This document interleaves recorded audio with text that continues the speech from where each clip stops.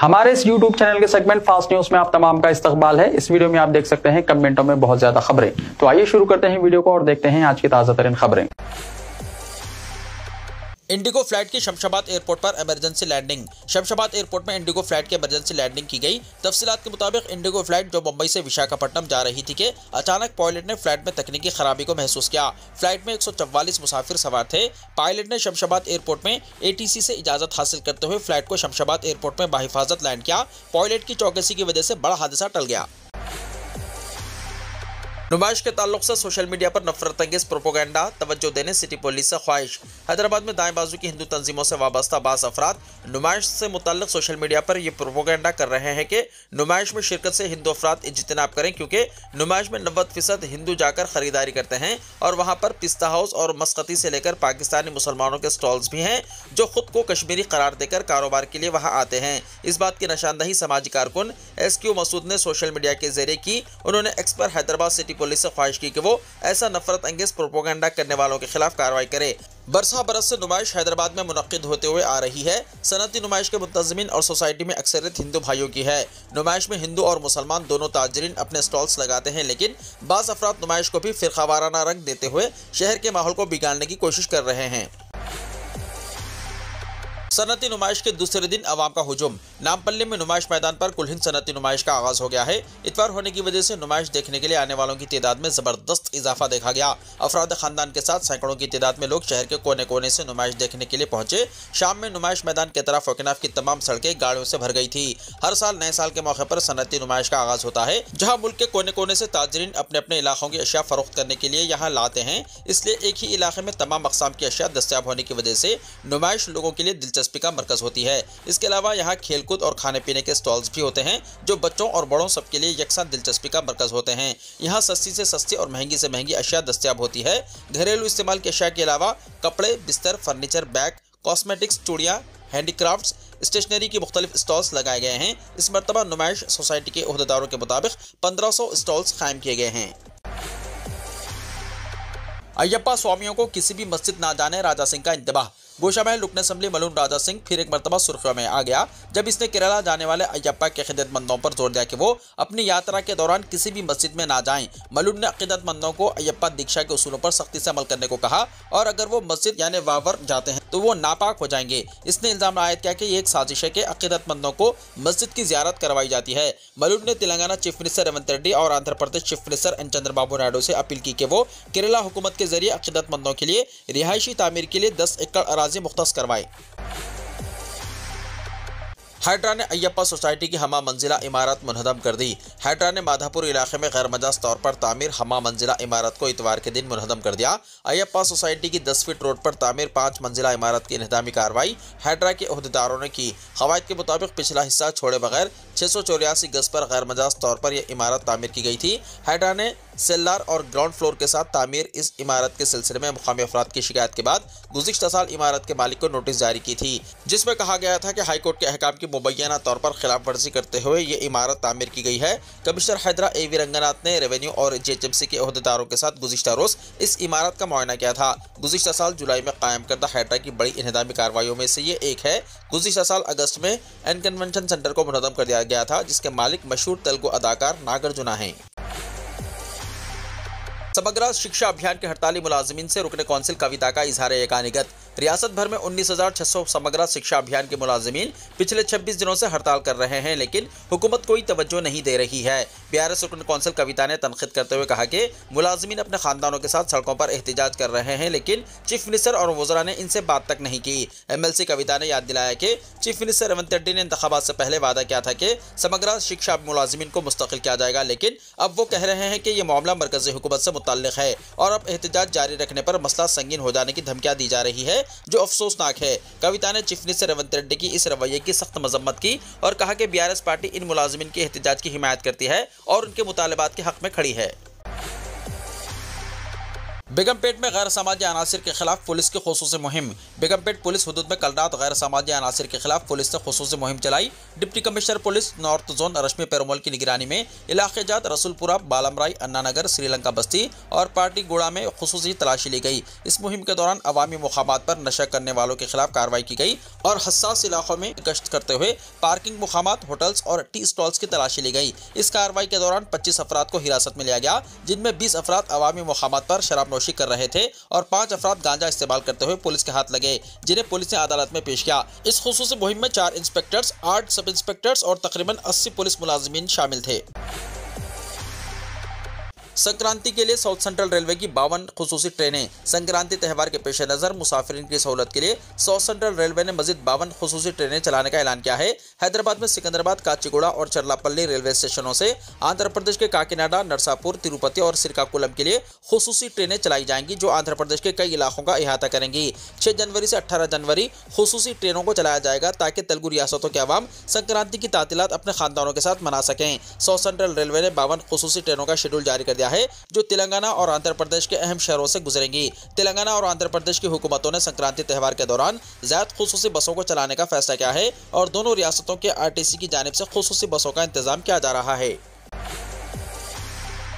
ई पास scholarship registration की तारीख में तोसी। रियासती हुकूमत ने तालीमी साल 2024-25 के लिए नए और रिन्यूअल स्कॉलरशिप्स की मंजूरी के लिए तेलंगाना ई पास वेबसाइट पर तलबा और कॉलेजेस के रजिस्ट्रेशन के लिए आखिरी तारीख में 31 मार्च तक तोसी की है।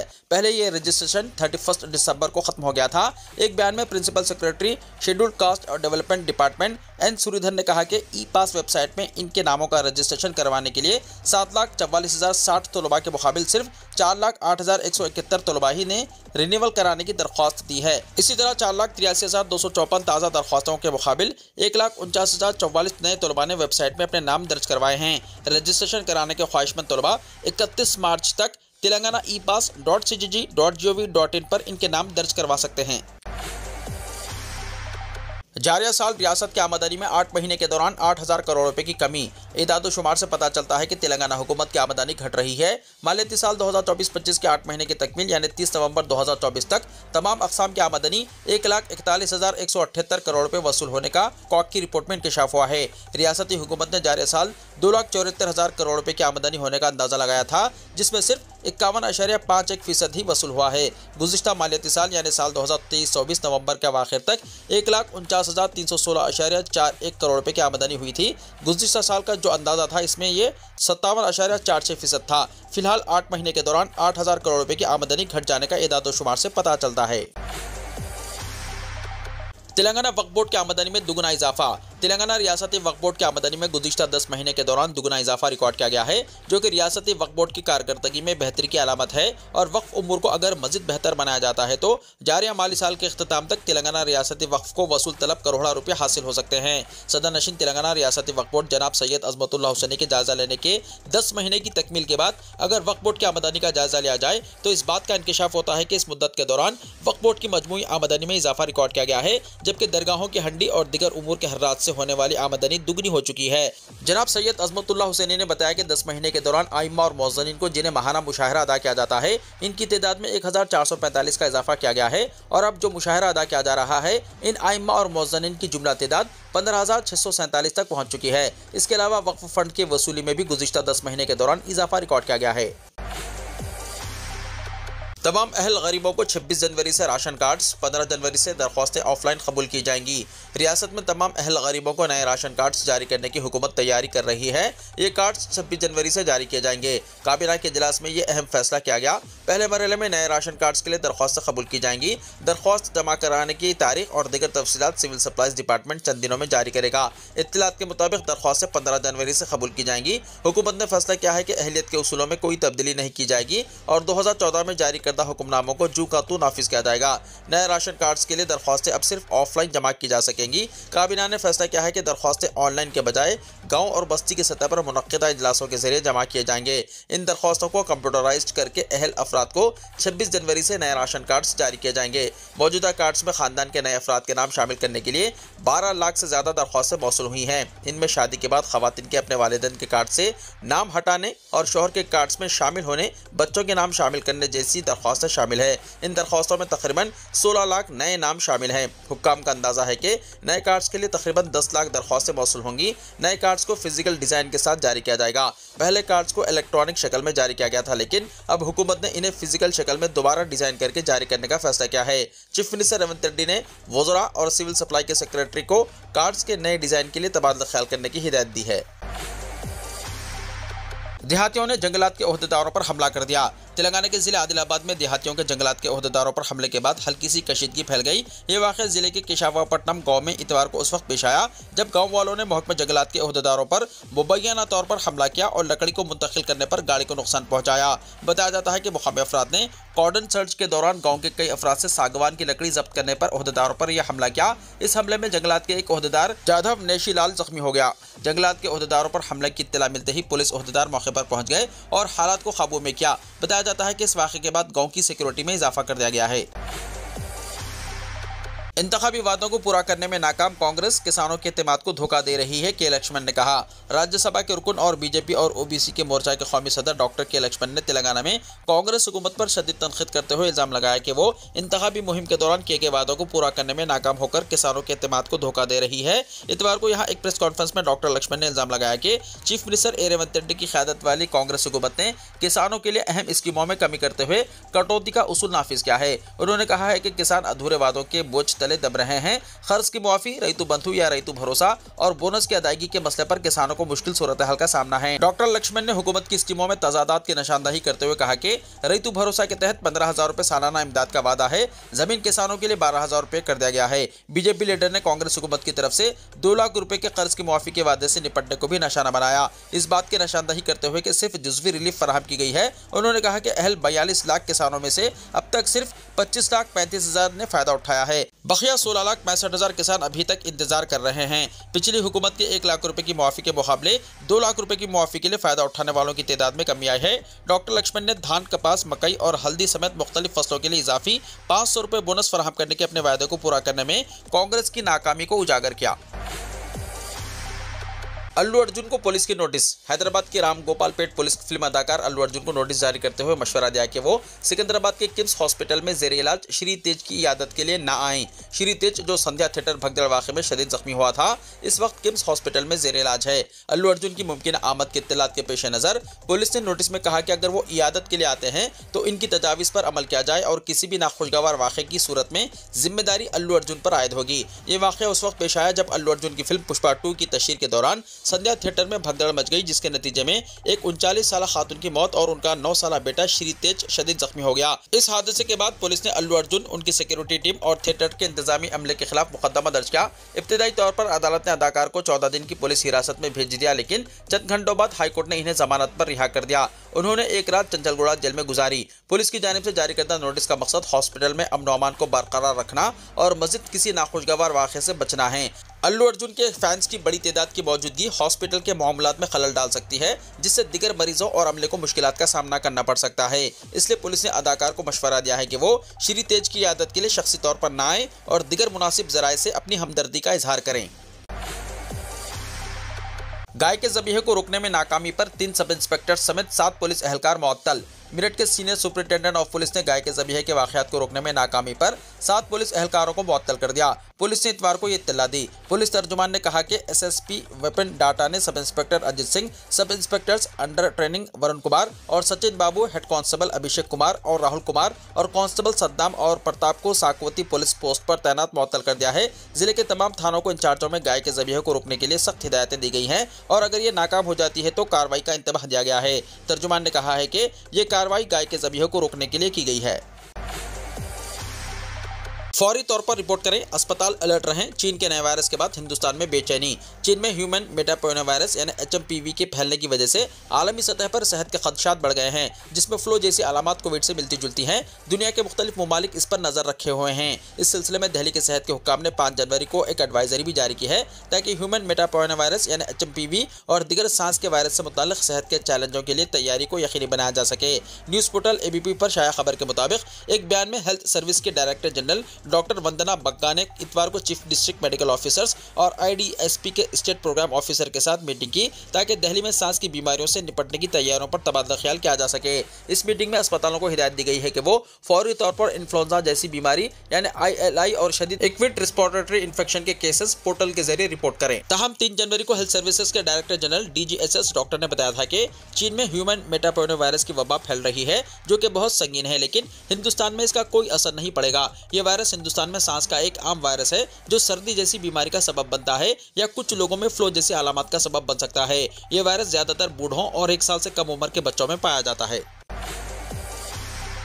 रोजाना कम से कम 30 मिनट वॉक करें। हमारी सेहत का दारोमदार सिर्फ मुतवाज़िन ग़िज़ा और वक्त पर खाने पर ही नहीं बल्कि बाकायदा जिस्मानी वर्जिश या जिस्मानी मशक्क़त पर भी होता है। ये आदतें न सिर्फ बीमारियों से बचाती हैं बल्कि अचानक सेहत खराब होने के इम्कानात को भी कम करती हैं। डॉक्टरों का कहना है कि वर्जिशों में वॉकिंग सबसे बेहतरीन है जिसे हर उम्र के लोग बआसानी कर सकते हैं। इसके लिए किसी खास वसाइल या अखराजात की ज़रूरत नहीं। यह कुदरती और आसान वर्जिश है। रोज़ाना वॉकिंग करने से दिल मजबूत होता है और इसकी कारकर्दगी बेहतर होती है।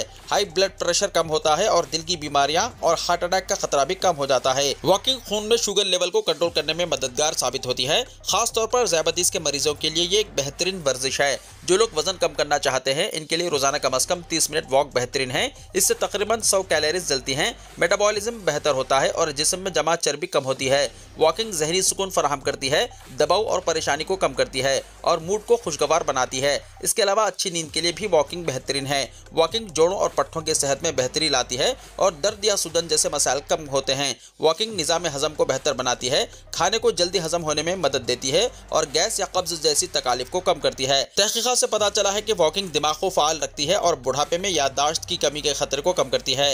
रोज़ाना सिर्फ 30 मिनट की वॉकिंग जिस्मानी, ज़हनी और समाजी सेहत के लिए फ़ायदेमंद है। यह आसान, कुदरती और हर उम्र के लोगों के लिए मौजू वर्जिश है। डॉक्टरों का मशवरा है कि वॉकिंग को अपनी रोज़मर्रा की ज़िंदगी का हिस्सा बनाएं ताकि सेहतमंद और खुशगवार ज़िंदगी गुजारी जा सके।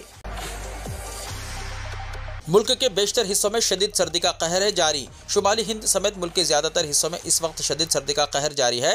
पहाड़ों पर जारी बर्फबारी और मैदानी इलाकों में हुई बारिश की वजह से दर्जा हरारत में काफ़ी गिरावट आई है। इस दरमियान सर्द और घने कोहरे ने लोगों की परेशानी में मजीद इजाफा कर दिया।